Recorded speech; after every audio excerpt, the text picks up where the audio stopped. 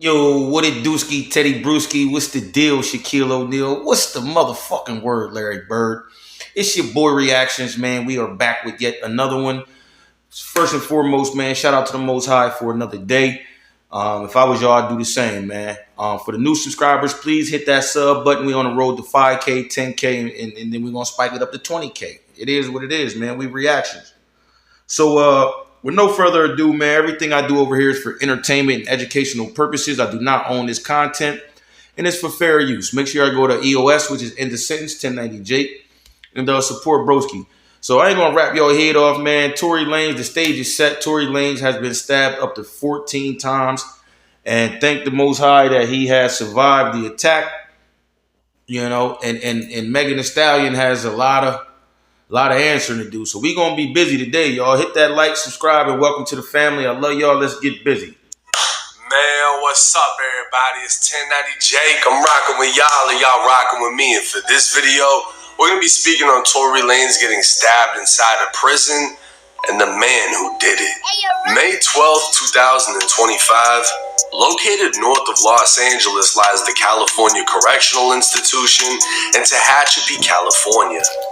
In 2021, the prison closed its minimum custody facility, meaning its 2,600 inmates were level 3 or level 4.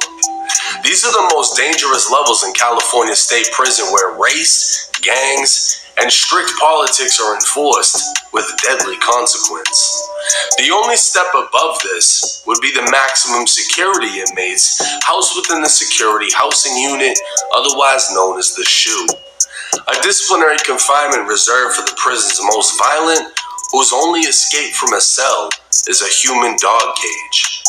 It was 7:20 in the morning when 32-year-old Daystar Peterson, who's more commonly known as the rapper Torey Lanez, was violently attacked.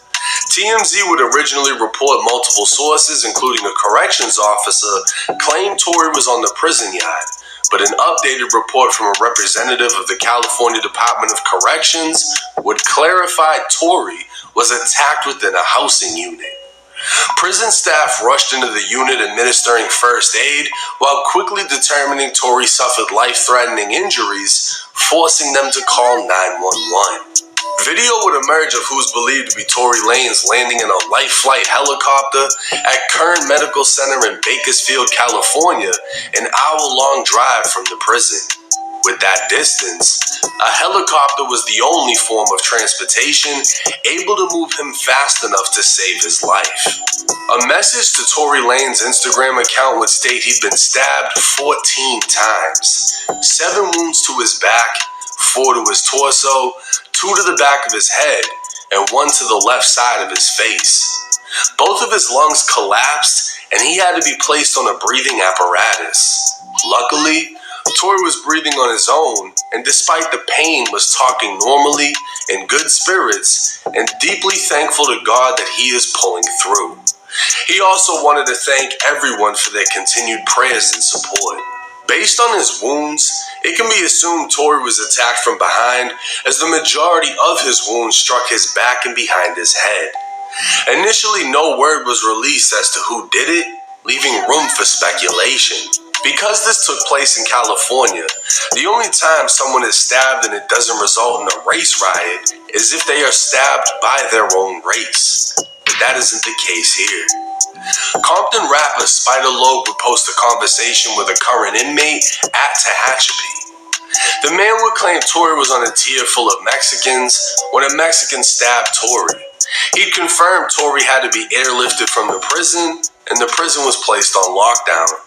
He'd also confirmed, as soon as the lockdown is lifted, the blacks will be seeking revenge on the Mexicans. What's Gucci? What's cracking? What it do, Fight? Shit, nothing much for look, right? This morning, brother, the Mexican out and bust on the boy Torey. You know, they airlifted him and all that, so that's gonna respond when we come off this shit. We're gonna respond the right way to that. They laid the yard down? Nah, it happened in the building. What was it over? It was over some. What he had? My thing is, how did it go from the yard Motherfuckers said it was out in the yard and then it gets to the building. Like, how did that happen, y'all? Get down in the comments. Let me know. A gambling debt or something? Nah, nothing like that. Shit, we don't even really know. We don't even know the whole situation, you know. So it was just like some foul play. So it's finna be up. Yeah, for sure, with some foul play. Damn, cuz. Wasn't nobody right there with him when it happened? Wasn't nobody right there with him when he went down? Yeah, I guess nobody was it. He was by himself out there. He got a whole tier full of nets. He on a whole tier full of nets. Wow. You already know, once we get off this shit, we put some player on. We press play. I'm already knowing. God damn. Tehachapi has a known reputation for being SNY, otherwise known as a special needs yard. These yards are known to house gang dropouts, snitches, sex offenders, and anyone else whose life is threatened by being in general population. But California has also recently implemented 50-50 yards, half general population, half SNY, to integrate the two prison societies. This goes against strict prison gang politics, mainly for the Mexicans and whites who are allegedly forced to attack any rival or SNY inmate to essentially remove themselves from the yard until they are placed back in general population amongst the quote-unquote honorable convicts. While general population is deadly, it's controlled chaos, and SNY yards can be just as dangerous, if not worse, as the gang politics that keep things in line go out the window and violence becomes rampant.